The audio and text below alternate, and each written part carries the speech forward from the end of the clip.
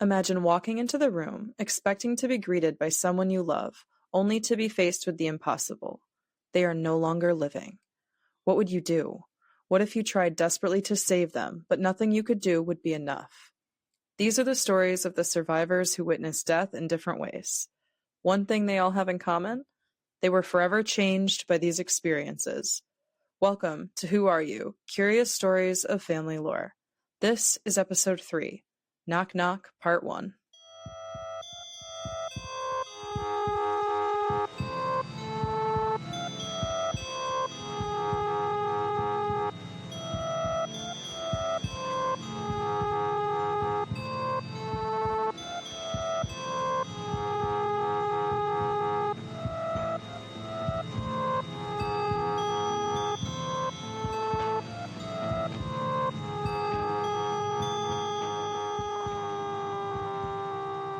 And who are you? I'm Papa Frank. I'm Todd's dad. Wietze.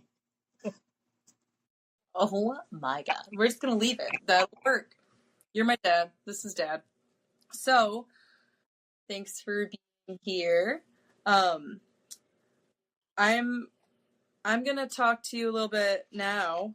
So, welcome. Thanks for joining me, us, Dad, because Sam is going to listen to this and respond to it. So, I'm going to tell you a story about your Franklin family, like something that happened, and then it kind of ties in indirectly to the story you're going to tell us.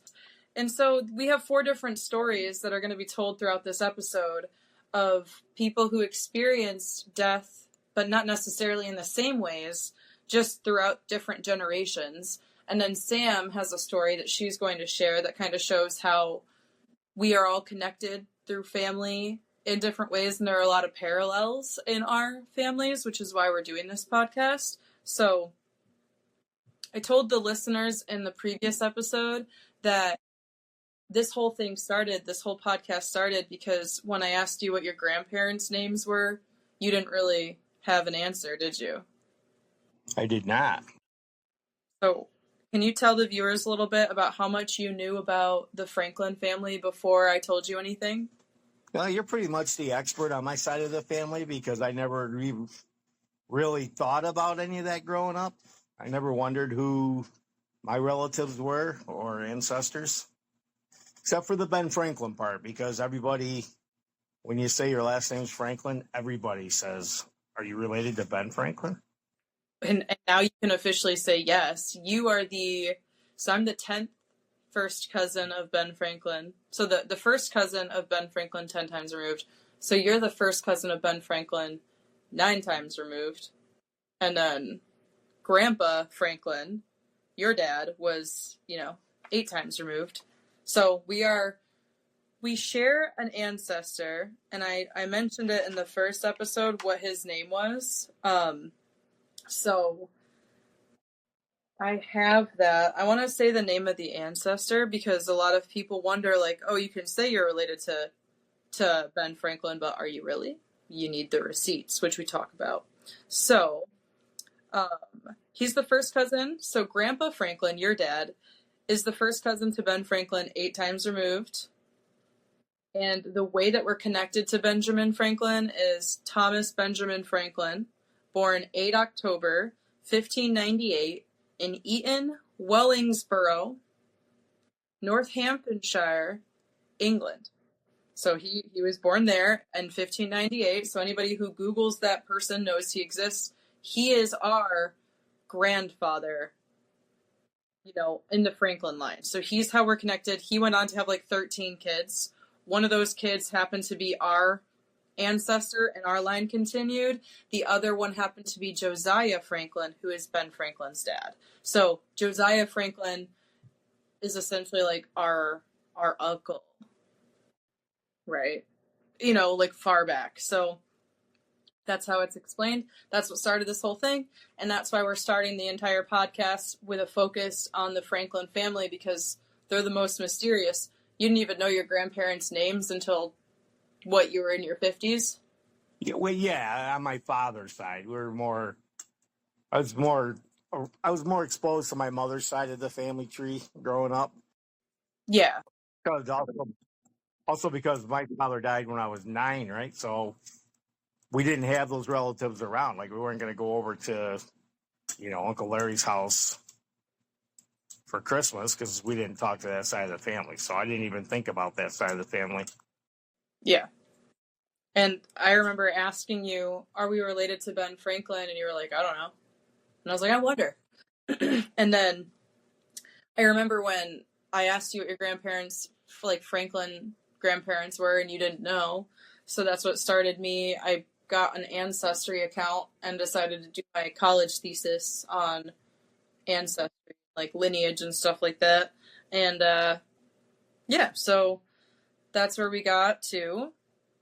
And so your grandparents are the first story takes place on your grandparents' farm. So Glenn and Della Franklin are your grandparents. And You say Bella? Della, D-E, Bella. Okay, I yeah, thought you said Bella. no, Della. That would be funny, wouldn't it? Yeah, Glenn and Della Franklin. We're going to talk about Norman Franklin. So the first story the topic is Norman Franklin, but your dad experienced it. So this is kind of how it's connected to the story you're going to tell. Indirectly, but there's some mirrors here. So it's not the same thing, but it's kind of. And I think that this is important to talk about. So when I say Norman Franklin, do you know who that is? Only because of our previous conversations, but up until then, no. Okay. Well, he's your dad's brother, was your dad's brother. And I believe he was the second oldest in the line of kids because when this happened, it was only your dad who was 4 years old, and then it was Norman, and there's no other mention of any other kids. So I'm assuming this is before they had any more kids.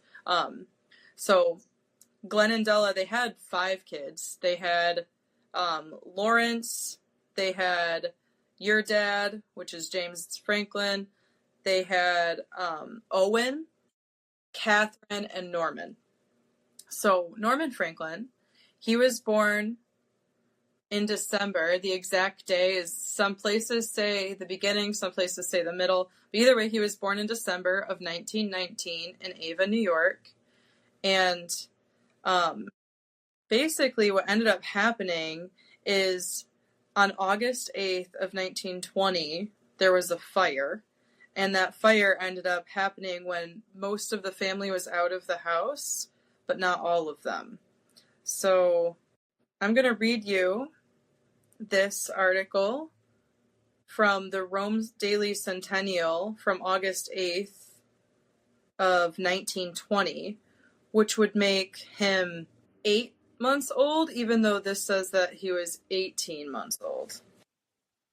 I am now going to play an excerpt from last episode where I read this article to Sam and Lou. I will play all of the reactions compiled in the end so that we can highlight and focus on this story and Norman Franklin. So without further ado, this is story number 1, the story of baby Norman Franklin.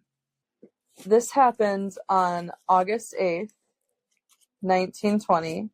And what happened was Glenn and Della brought James out to the barn to milk cows. And this was around like 3:30. They left Norman Franklin, who at the time was, this article says 18 months, but on his tombstone, which I'll also link, it says 1919 to 1920, foreshadowing. Whoops. Just whoops. But foreshadowing. I mean, you did say tombstone already, so yeah. Yeah, but 1919 to 1920. So to me, the math is mathing to 8 months, not 18 months. So we'll leave it to you guys. So I'll read this article. This tells you everything you need to know. Records were hard to keep back then, you know. The title of it is Little Child Burned to Death. 8 months old son of Mr. and Mrs. Glenn Franklin at their home in town of Ava. The parents went to the barn to milk and left the baby in his crib. The house took fire, and when discovered, it was impossible to rescue the child. Norman, the 8-month-old son of Mr. and Mrs. Glenn Franklin, who lived in the town of Ava, about 4 miles west of Boonville, was burned to death about 4 o'clock Sunday afternoon when their home was destroyed by fire. Mr. and Mrs. Franklin had gone to the barn to milk, taking with them their other child, James, our grandpa, who is 4 years old. After they had been in the barn for a short time, the child went outside to play, Grandpa, and returning, informed the parents that the house was burning. Rushing to the house, the frantic father and mother were powerless to save the baby. So far had the fire gotten underway. The origin of the fire is unknown, but it is believed that it was smoldering when they went to the barn and broke into the flames soon afterwards.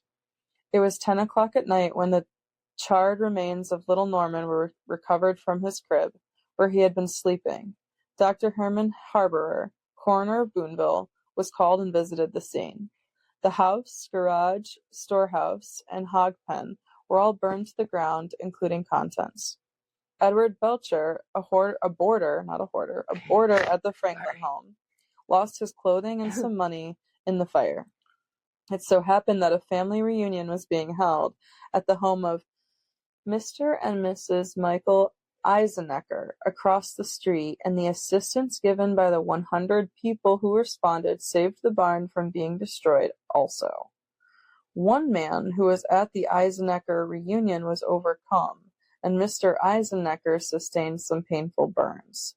The Franklin family were cared for at the home of Mr. and Mrs. Curtis Bronson. The property was insured. That's the final line of that. Good little detail. The property was insured. So, Thank you for your welcome. Wait, how many people were there? 100 people At the party. were at the party across the street. Yeah. Okay. So this was 1920. I'm not trying to talk shit, but I feel like 100 people should be able to get something done about a house fire sooner than. Or like an infant child. I feel like the parents should have freaked out a little bit more, unless like they didn't want him. This is a 10-month. This is a tiny baby. Yeah.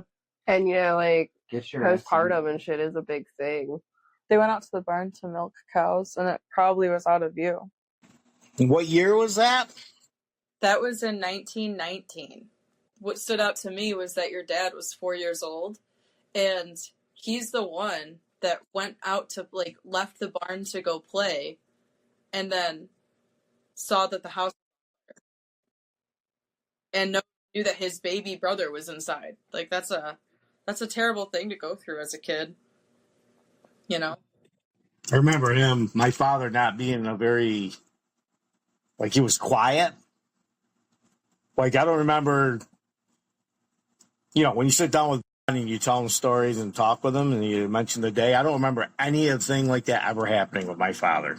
So I kind of wonder if that changed him like that. Yeah.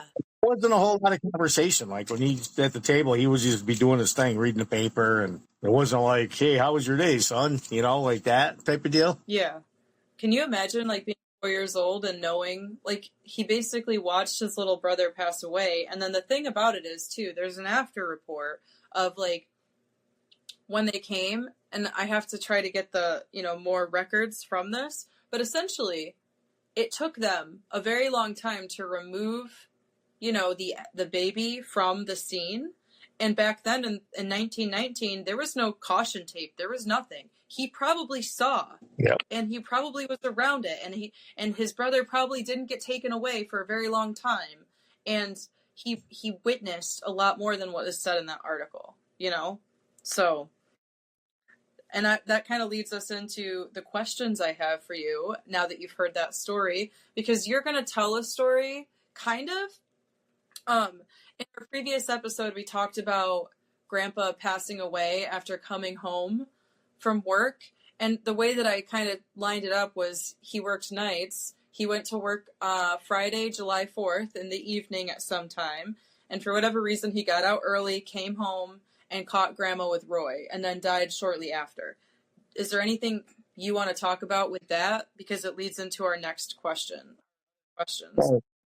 No, he worked second shift, so he'd get out of work at like 11:30 at night. So he didn't get home early. He's on his normal schedule, and I don't believe my memory's like he didn't catch, or maybe he suspected enough for mom to tell him about it. But that night she told him that she'd been having an affair with Roy. Oh, so that's how it happened. And then he went to bed and passed away. Oh. So he got home at his regular time, and Grandma decided to tell him she was having an affair with Roy, and then he went to bed. He didn't die in his chair? I thought you said he died in his chair and you found him. No, he died in bed because I went in to tell him good night. He was already in bed. Oh. Okay. So you found him in his bed. And what happened after that? When you found him, like, was he already gone? Or I tried to wake him up to get him to talk, but I didn't. I was like 9. 7 or yeah. Because I thought you said, I think he 72, I think it was. I would have been 9. No, I just remember going out and telling my mother that, can't wake Dad up. And then, she calls and, and she's, you hear the frantic yelling and screaming and calling the ambulance. I remember Lucy. You remember Lucy? I do remember Lucy. Pain in my ass she was. But the paramedics were trying to do the whole, calm down, ma'am, we can help him. And then they're going, you're not going to help him. He's already gone. He's dead. I'm thinking, I remember even back then, at that age, me thinking, why wouldn't she just shut the hell up? Like, why wouldn't she just shut the hell up? Yeah. So this was late at night this happened? It was probably maybe midnight because it was 4th of July. Yeah. Yeah. That's crazy. So it was midnight on the 4th of July, and he was rushed to the hospital in the early morning hours of July 5th, is what his obituary said, or the death announcement, which I also have on my iPad, which I can read. But yeah, it said in the early morning hours of July 5th, he was rushed to a night of healthcare, where he was pronounced dead shortly upon arrival, and there's no cause of death given or anything. So in the previous episode, we were speculating if Grandma killed Grandpa, and we clarified, we don't think that she murdered him with, poison or knife or stabbing. We think that just, either we thought he walked in and saw her cheating and then sat down in his chair and died, but either way, the fact that she told him on the 4th of July that she was having an affair, and then he went to bed and died, and never waking up again. I'm sorry. I think your mom is the reason your dad died, because I think she broke his heart, and he already had a bad heart. And the stress of that, if he really loved her, just crazy. And then Lucy saying he's already gone. How do you know, Lucy? Did you do something? Yeah, Lucy was just, I don't know what the word, busybody. That one person in every story that's just an obnoxious. We didn't like her. Yeah. Well, I remember you guys used to have her watch us, and we had to sit in her tall, high-rise apartment making puzzles. Why do you think I hate jigsaw puzzles now? It's because of Lucy. Shout out to Lucy. However, Lucy did give me a really cool present. In 1997, she got me this, bear that said, welcome to the year 2000, and it, you pressed a button, and it, said, 3, it counts down from 10, and then it, celebrates. And I was like, that's so weird. It's not 2000 yet. It's not going to be 2000 for a long time. And then when the year 2000 came, or 1999 to 2000, I brought that little thing with me, and she had already died at that point. And on that year, I, pressed it right as the ball, right with the ball dropping. And I was like, oh, that's cool, Lucy. Thanks, Lucy. She was like, as adults, when you're a kid, you feel a certain way about adults. But then when you get older, you're like, okay, well, they got their faults, but they're kind of all right. We were never best friends, but she was kind of in our life. That's why she wanted to watch you guys till we come home and she's sleeping on the couch and you and Jimbo are covered in flour. Really? Because she would stay awake. She was on medication, and when she took her medication, she'd fall asleep. And it's like, why are we having her watch these guys? We could just leave them on autopilot. Be the same thing. Wow. She was always really nice. So there's that. She was really nice. And she never got mad at us about anything. So there's that. But what she's like, her going off, during what happened with your dad is crazy. But that could just be the way she handled shock and stress, too. You know what I mean? People do it different. That's true. That's true. So I think that you helped clarify a lot of what we were questioning about. Do you remember, like in the aftermath? So, Grandma's freaking out, Lucy's freaking out. What happened? Like, what was your experience? How much can you remember? Because something that the viewers don't know is that after this event happened, you didn't speak for a really long time. Do you want to, talk about, I don't know, just anything you want to say about you found your dad, you told your grandma, everybody's freaking out, picking up from there? I don't remember a lot about it. I do remember that nobody was talking to me. It was all going on, and you're the kid. And Uncle Charlie wasn't there. We tell him, Uncle Charlie, I talked about this not that long ago. He was actually at a friend's house staying overnight because I don't remember him in the story in my head. And we were talking about it, and that's why, because he wasn't there.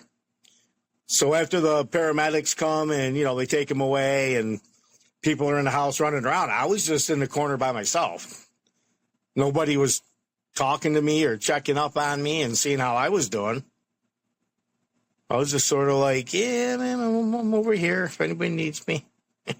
And you were 7 or 9, between 7 and 9, and that's crazy. What's something you, did anybody, did the paramedics come up and talk to you? Did anybody, try, when somebody finally came up to talk to you and you didn't talk, do you remember that moment, deciding that you weren't going to say anything?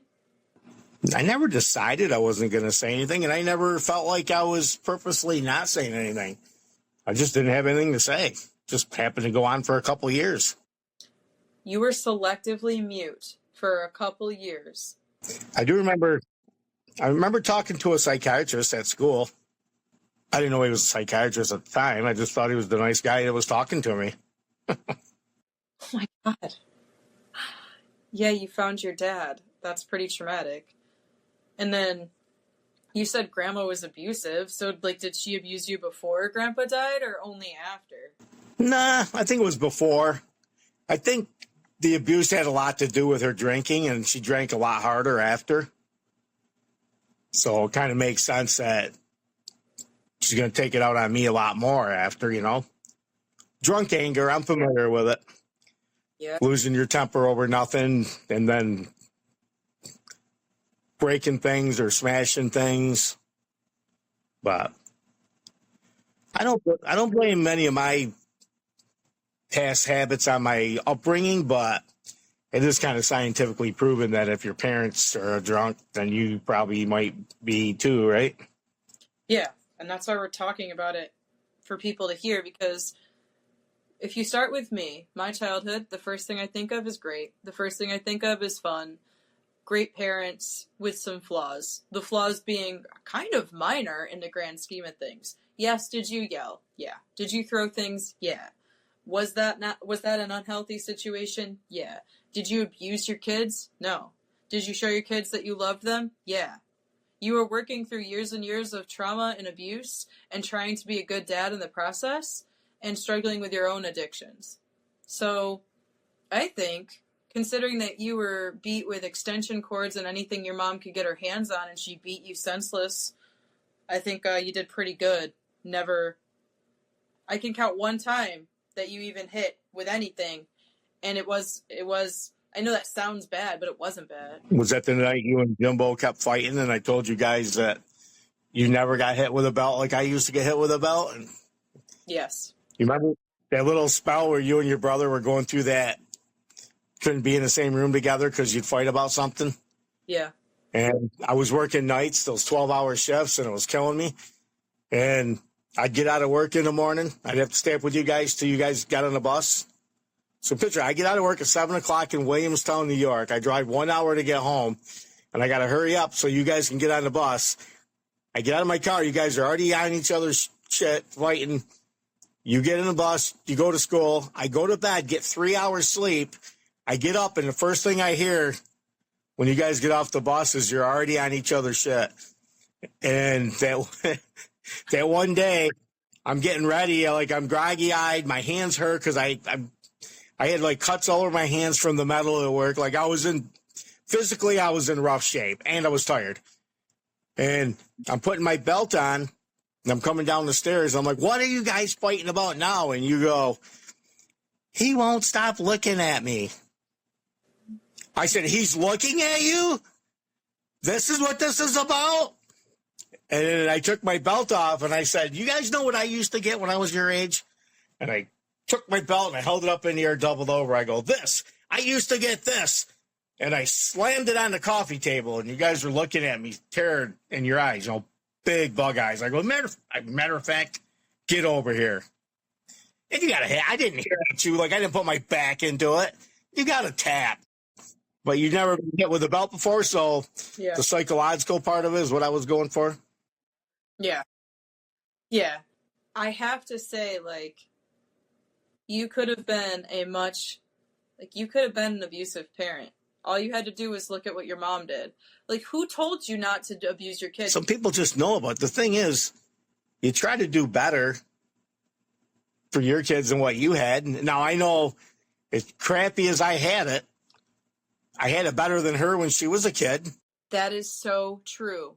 13 kids abused. You want to tell that story you told me about her childhood, about Grandma's childhood? Well, they just used to get beat all the time because my grandfather was an asshole. Can I swear on this thing? I think so. Well, that's why, probably a whole nother podcast, but how do you know when you meet your soulmate, how your lives touched each other's lives before you were even in the picture? Grandpa Clinch lived next door to my grandfather. So Grandpa Clinch is my mom's dad. Her dad is an identical twin. So Marvin and Olin, so Oli, Uncle Oli, Grandpa Marvin, they lived next door to Grandma Bevy's dad and mom and 13 kids, is what he's saying. Continue. And he used to hear those kids over there getting beat. So one day he went over there and he said, I'm sick of you beating on these kids. And he beat the crap out of my grandfather. And he said, every time I hear you beating one of these kids, I'm coming back over here. Wow. So I didn't know that story till we were getting married, and your mother told me that story. Because Grandpa was at the wedding, your grandfather was at the wedding, and my grandfather was at the wedding. Ooh. I'm like, well, this seems like this would have been something that you would have brought up, I don't know, a while ago. Yeah. Oh, boy. It was just kind of like I said, our lives kind of started being intermingled before we were even born. Yeah. Wow. And how were they at the wedding? Were they cool to each other? Grandpa walked up to Uncle Marv. My grandfather walked up to your grandfather. Let's say it that way. Yeah. Shook his hand and clapped him on the back. Did he stop beating his children? Must be. I would think so. I don't know how many times he got beat up. Dang. I feel like for Grandpa to pat him on the back, that must mean that he beat him up enough to have him stop beating his kids. Yeah. It was my grandfather patted Grandpa Marv on the back. He went and made the first move. He walked up, stuck his hand out. The abuser who was beat went up to the dude who beat him up for being an abuser and patted him on the back. Yes. Who knows what his childhood was like? Why was he abusing the 13 kids? Why were you having kids if you were just going to abuse them? What? And the cycle that creates. I don't think they had the kids to abuse them, but I think after they were all there, I'm sure it was a strain. Yeah. Yeah, it would be. And weren't they really poor too? Yeah, they were really poor. And I'm not trying to shame. I'm not trying to pour shame. But when you are poor and the basic essentials for life are things that cause you stress, like how are you going to feed these kids, how are they going to be dressed? How are you going to get them clothes? How are you going to keep them clean? How are you going to get to work? How are you going to afford gas, etc., etc., etc.? Just like how you were describing with the belt situation in your hands and like the work that you were doing. Could you imagine coming home to 13 of those? Oh my God. I am not justifying it. It is wrong. And we're not excusing it. We're just saying that if you can trace back the answers of the, like, why are these things happening, then you can teach your kids to break the cycle and so that it stops. It's not, this is a spooky podcast. Yeah, we're going to talk about ghosts. We're going to talk about murder. We're going to talk about being burned alive. You know, things that are kind of scary. We have killers in our family. We have mysterious deaths, but we also just have like everyday stories that maybe you don't think deserve, maybe not the everyday person would think it deserves an entire podcast, but like the story of how Grandpa beat up an abuser every time he abused his kids to prove a point, that deserves to be talked about. And it deserves to be like, look, I come from a line of people who were abused for generations and I didn't get abused. Boom, the cycle was broken by my parents. So, that's pretty cool. What was your favorite thing that you remember about your dad? When he got out of work at night, my bedroom was right next to the kitchen. I'd hear him out there. He'd get his coffee. He'd always come home, sit there and read his paper and eat peanut butter and sugar and smoke cigarette and read paper. And I would just get up and sit with him. Aww. That's really special. It's really cool that you have that memory of him. Yeah. Well, I had to go to bed at like towards bedtime for little kids. 6 o'clock, 7 o'clock, 8 o'clock on a school night. But to me, I mean, I didn't know, midnight's like 11:30, 12 o'clock minutes. That's the middle of the night to me. It's late. Yeah. Yeah. That's cool. Now the final question I have for you is, because I wanted you to mention the coffee. I thought like that memory, every time I think of my grandpa, I think of peanut butter and sugar on a spoon. Every time I stand in my kitchen and I eat peanut butter on a spoon, I think of him, and I've never even met him. He died when you were a kid, and you telling that story is kind of a way that he stays alive. So I think it's awesome that you shared it. Now, have you ever had any ghostly encounters that you can't explain that revolve around your dad that happened after he died throughout any part of your life that you can remember? Yeah, I don't know how many days after it was, but one night I dreamt I was up at the table with him, and then I woke up and I was at the table. So I sleepwalked, and then I went to bed, and the next day my mother asked me why I got the coffee and spoon out. I said, I ain't got coffee and spoon out. Oh. So there was a coffee cup and a spoon at the spot where was his spot to sit at. Wow. Of course, I believe I didn't get it out. Shouldn't hit me, but it was probably close. And that's so crazy that she would hit you over something like that. When we lived on Fifth Street, I think I've showed you that house we lived at. Yeah, which we should go back by it so I can take a couple pictures of it. Yeah.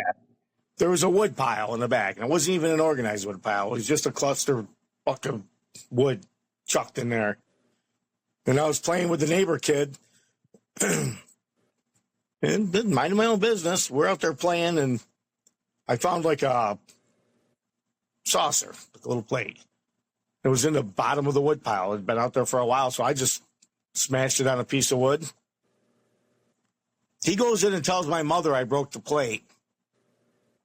Now, maybe she was drunk that day. Maybe she was tanked. I don't know. I got the shit kicked out of me.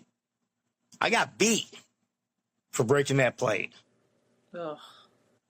They came out of the freaking wood pile. It was a piece of shit. Probably been out there for ever. It's like she valued that piece of garbage more than you. That's why I didn't hate my mother, but I didn't, there was no love there. There was no, yeah. Was I sad when she died? Yes, I was probably sad. Maybe. Were you more when your dad died? Yeah, that was sad. But again, even him and I weren't even. It wasn't a close. Like I said, I don't remember ever sitting at the table with my father and having a conversation about anything. And he died when I was 9, so those are the ages when you have the conversations. Hey buddy, how was your day? Yeah, and you're pretty quiet. You're not much of a talker when it comes to emotions. That's why I'm like grateful that you're here doing this podcast and letting your crazy daughter, I don't know, extort our family history for views. Just kidding. It's more than that.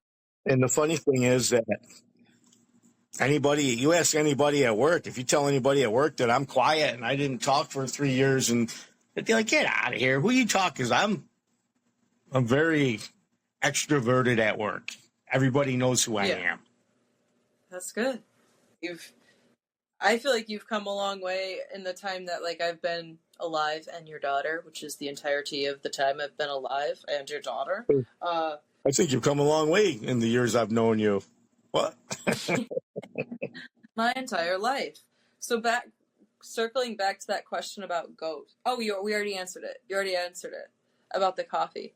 Yes. Did anything else ever happen? Not with that. Not related to that. But I got another ghost story. When we lived in Munnsville on Haslow Road, I used to have to go to bed before my brother because I was younger. Yeah. And we shared a room. So every night when he came to bed, I'd pretend I was asleep. And he would pretend to get in the wrong bed. That's adorable. He'd lay in my bed. And I'd be like, oh, what are you doing? And he'd wake up, oh, wrong way. Every night. We did this every night. The one night, I hear him coming up the stairs, so I roll over and pretend I'm asleep. Yeah. Just sit on the end of my bed, feel the bed pushed down. And I'm waiting for him to say something. And I look up, I go, what are you? And there was nobody there. Oh. And 2 minutes later, he came up to bed. Yeah. Oh my God. That's so creepy. This just reminded me of a story, and it also has to do with Grandpa. So I told this... No, I didn't. I saved this one. I don't think I told this one. I told a story about how I used to hear like voices as I was falling asleep, but I may have told this one too, but I'm going to say it again to you. One night when I was falling asleep, I thought this was you. I thought you came into my room and sat down in a chair next to my bed, and you were just like sitting there, and you were talking, but I was asleep, so I didn't know what you were saying, and like I started to wake up, and as I started to wake up, I heard you say, who I thought was you, I heard you say something like, I just wanted to stop in and say goodbye before I leave. And I remember saying, where are you going? And as I say, where are you going? Like I fall back asleep, and this person or this figure like starts to stand up to leave. And they were like big, like big shoulders, kind of like, not, I don't want to say round. They weren't round, but like bigger, really short, or like maybe balding, or really short hair. I thought it was you.